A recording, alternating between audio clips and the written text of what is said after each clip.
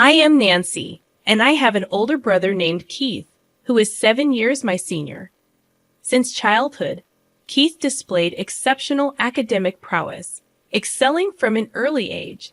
He graduated from a prestigious high school and university, and naturally, our parents were immensely proud of him. They often spoke about Keith's remarkable achievements. Growing up in an environment where he was expected to excel and constantly praised, Keith's personality underwent some changes. Upon graduating from university and finding a job, he decided to leave our family home, sarcastically remarking, "I can't bear such a mundane life in this house anymore." I'll never forget the wry smile on his face at that moment. Our parents, visibly surprised and somewhat saddened, recalled how cheerful and cherished Keith used to be. Admittedly, I felt anger during that time. I didn't stand out academically or in sports, and my high school wasn't super prestigious. Still, I valued the bond and love within our family. Both Keith and I owed our lives to our parents' support, and I wished he felt the same. Throughout my high school years, I realized the warmth and love of a family are precious. Strangely, my brother seemed immune to that love. Our parents showered us with endless affection, yet Keith perceived them as ordinary people. As a child, he was my hero, handling everything perfectly. He used to care, play, and help me study. However, by the time I was about to graduate high school, he started questioning the value of higher education and dismissed my pursuits. Whenever confronted, he blamed our parents, claiming he became this way because of them. I cried, but my parents reassured me, saying, "Nancy, you've grown into a truly kind-hearted person."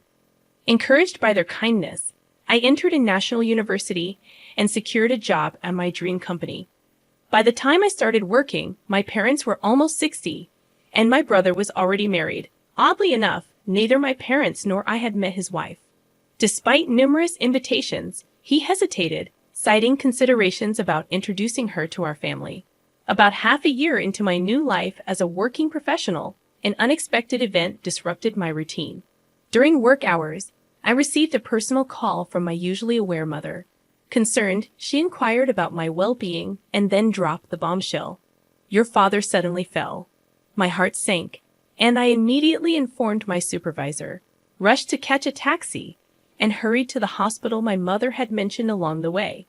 As I made my way to the hospital, my mind was filled with repeated hopes and prayers for my father's well-being. Upon entering the waiting room, a heart-wrenching scene unfolded. My mother, tears streaming down her face, greeted me with visible distress. "What happened, Mom?"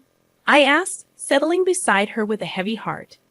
The morning had started like any other, and the sudden turn of events left me unable to process the unfolding situation. Words poured out of me, one after another, seeking answers.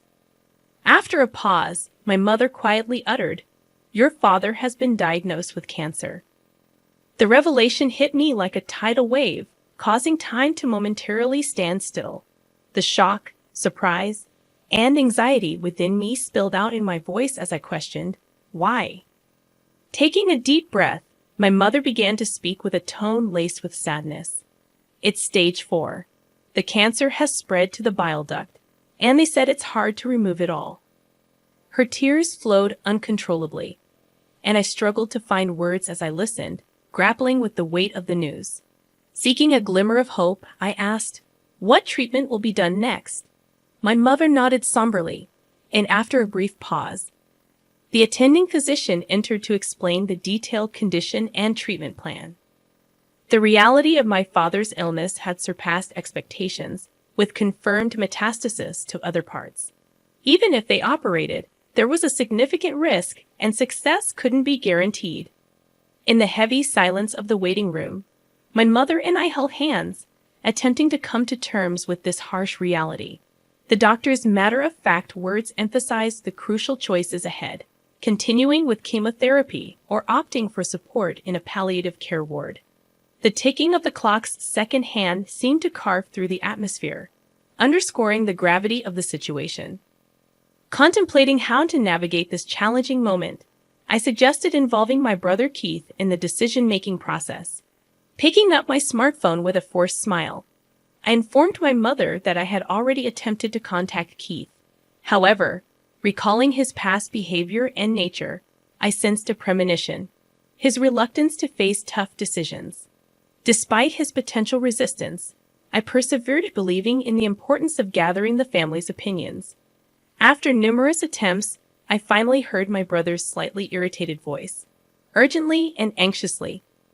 I pressed him to understand our father's condition, emphasizing the need for his presence at the hospital.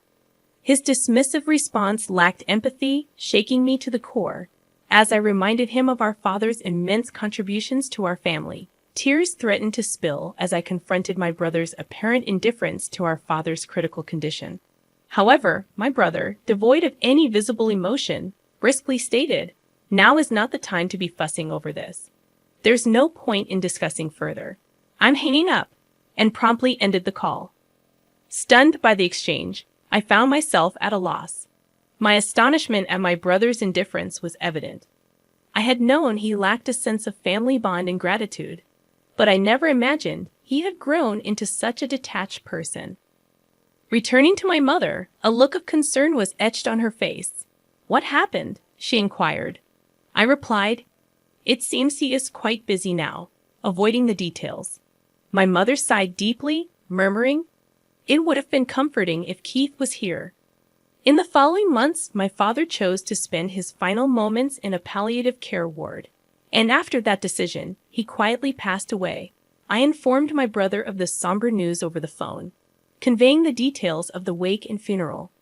However, his response was cold, stating, "I'm busy with work, so I can't attend. Please proceed without me." True to his word, he didn't appear at our father's wake or funeral. Even my mother seemed shocked by this fact. She probably never imagined her son wouldn't show up for his father's funeral. Both family and acquaintances expressed their surprise and disappointment at his absence. After the funeral, when a moment of quiet settled among the family, my mother exhaled deeply, muttering to herself, "He really didn't come." I took her hand and said firmly, "Mom, let's not worry about him anymore. We have to let him walk his path. For now, let's cherish our memories of Dad." In response, my mother tightly squeezed my hand and smiled, saying, "Thank you." Unbelievably, the next day, my older brother suddenly appeared at the apartment where we live. When I opened the door, his expression was different from usual, filled with an urgent restlessness. Stepping inside, he demanded, without any greeting, "Where is the inheritance father left behind?" Shocked by his demand, I emotionally retorted, "Seriously? Someone who didn't even show up at the funeral. And now you're saying this?" Visibly irritated, my brother snapped, "Kids should stay quiet," instantly tensing the atmosphere. My mother stepped forward to calm the situation, explaining, "Apart from this apartment, your father didn't leave much behind." "There's no way that's true." Retorting in frustration, my brother barely concealed his anger. Remaining calm, my mother placed my father's passbook on the table for him to see. Flipping through it, it became clear that all the savings our father had were transferred to a different account. "What is this all about?" my brother exclaimed in surprise. Gently, my mother replied, "Your father had instructed to move all the money to my account earlier. Also, this apartment's name has been changed, and now it's in my name." Taken aback, my brother was at a loss for words. He merely clicked his tongue in frustration and left. As we watched his departing figure, we were once again filled with admiration and gratitude for our father's foresight and his plan to protect the family. A few months later, my mother suddenly fell, and she was immediately taken to the hospital. It was completely unexpected, and the family was filled with shock and concern. The diagnosis revealed that she had pneumonia, and it was in a more advanced stage than we thought. I recalled that she had been coughing slightly lately, and when she visited a small clinic, the diagnosis was a minor cold. Relieved by this news, we didn't think much of it. However, more detailed examinations at a major hospital revealed a much more severe condition, giving her only about 3 months to live. Hearing this news left me speechless, as it seemed unimaginable, especially considering how healthy she appeared. Tragically, just a few days after the 3-month mark, my mother quietly passed away, leaving a space filled with an indescribable stillness and sorrow. Filled with guilt and grief, I questioned why I didn't notice sooner and why I didn't take her to a bigger hospital immediately. Even after learning about my mother's pain, there was no sign of my brother coming to our house. My aunt, my mother's sister, and I handled the arrangements for the wake and the funeral. Understandably, my brother's absence was a significant shock for my aunt, just as it had been during our father's funeral. However, expecting or saying anything to my brother felt meaningless, given his past actions. A few days after the funeral, as my aunt and I were sorting out the heirlooms, my brother appeared again, accompanied by his wife, whom we were meeting for the first time. He bluntly inquired about our mother's inheritance, assuming she must have left something. Shocked and dumbfounded, my aunt stared at him in disbelief. The most astonishing part was that beside my brother stood his wife, my new sister-in-law, who neither met our eyes nor greeted us. She just stood silently next to my brother. Even more shocking was that my brother didn't even visit our mother's grave. Trying to maintain calmness, I suggested, "Brother, please at least pay your respects to our parents. Visit Mom's grave." However, he responded dismissively, "Does that even mean anything?" He quickly followed up with, "By the way, how much of Mom's inheritance is left?" At that moment, May's expression changed drastically. In a voice filled with anger, contrasting with her usual warmth, she sternly admonished Keith, "How can you think of such things at a time like this? Nancy is managing the funeral on behalf of both of you, putting in all her effort. Shouldn't you act with a bit of gratitude, thinking of your parents?" However, my brother completely ignored our aunt's anger, responding dismissively, "Auntie, it's none of your business. Don't interfere." With demands made by both my brother and sister-in-law, the atmosphere in the room became cold and tense. Behind my brother, his smiling sister-in-law remarked, "Of course, I remember your name, Nancy. Do you plan to keep all of your mother's inheritance for yourself?" "Sorry, but we can't allow that. This apartment is so lovely. I think it's perfect for us." I never imagined that my brother and his wife would make such audacious demands. "Why should I have to leave for the sake of both of you?" I asked, my voice quivering. Undeterred, my sister-in-law continued, twirling her finger. "This apartment has just been renovated, and its location is amazing. It's close to the station, and there are plenty of shops, so we'll be living here."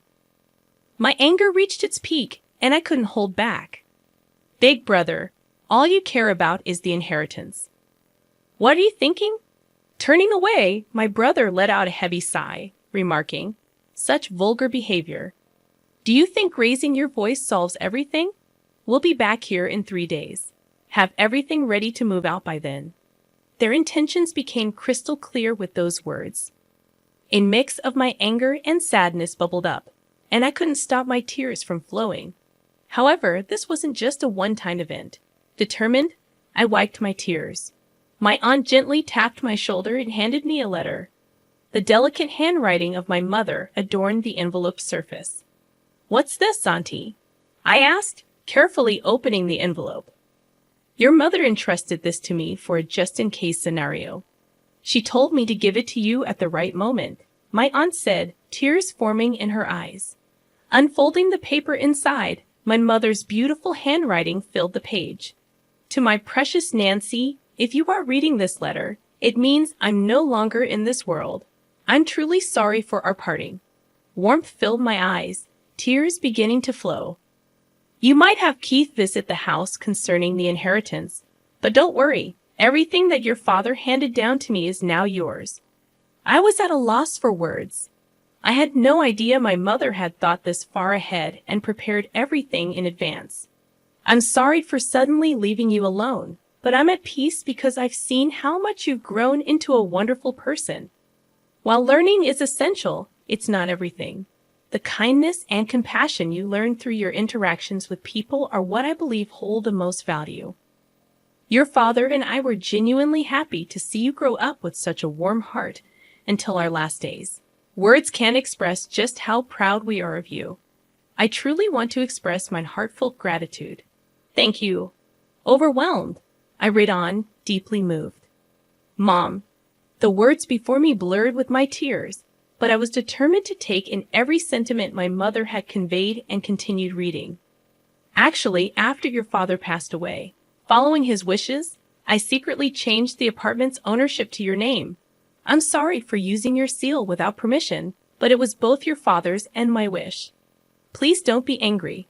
Life has its ups and downs. Even when things get tough, we want you to persevere and live your life fully. So stay strong and find your happiness. The letter ended there, tears streaming down my face, wetting the paper. My aunt, standing next to me, pressed her eyes and shed tears alongside me. Your sister truly cared about you. In her heart, you were a treasure, my aunt said, gently holding my hand. From the envelope, a bank book in my name emerged. It seemed like something my mother must have secretly made in the past. To my surprise, when I opened the bank book, a substantial amount was recorded. I felt that this was probably the inheritance from my father that my mother had saved for me. A few days later, my brother and his wife showed up at the house without even knocking on the door. They entered as if it was their own home. It's time for you to leave, just as promised, right? My brother sarcastically said. As I stood still, my sister-in-law became irritated. Isn't it your duty to leave quickly? She said, almost as a command. For a moment, I felt overwhelmed by the atmosphere, but I took a deep breath, looked them straight in the eyes, and said calmly, actually, this house is now under my name. With that statement, the room's atmosphere became tense. My brother and his wife looked at each other, exclaiming, What? What kind of joke is this? I am the eldest son. I should inherit the house, right? Clearly shaken, my brother said. Beside him, my sister-in-law stared at me, saying, This is the first I've heard of this. However, I had decided to state the facts. The house and the inheritance are all managed under my name, so there's nothing to divide. My brother frowned. Then hand over half of that inheritance to us. But I questioned his face turning red. This money was left for my future and to ensure that I take care of the house. You always looked down on me. And now you're asking for money? What changed? Surprisingly, my sister-in-law exclaimed, Wait, what is this? This isn't what we were expecting. From what I gathered, my brother recently faced significant trouble at his job and was subsequently fired. Not only that, but he and his wife were moving from one day job to another, seemingly in a tight spot financially. They probably had high hopes for my mother's inheritance and the house. But with my revelation, their expectations were shattered, and they began bickering, placing blame on one another. Watching their childish dispute, I thought, what can possibly be gained from all this? To them, I said calmly, This is my house now. If you make any unnecessary fuss, I'll call the police. Trembling with anger, they reluctantly accepted my words and left. Since then, I've had no contact with them. I deliberately deleted all their contact details and began a new life in this apartment. This apartment is my treasure, filled with memories of my father and mother. Now I have a loving partner by my side. We plan to build a new family in this apartment. He respects my decision and proposed that we take the first step of our new life here. Our future is bright, and I want to pass on the warm love my parents gave me to the children we will have in the future.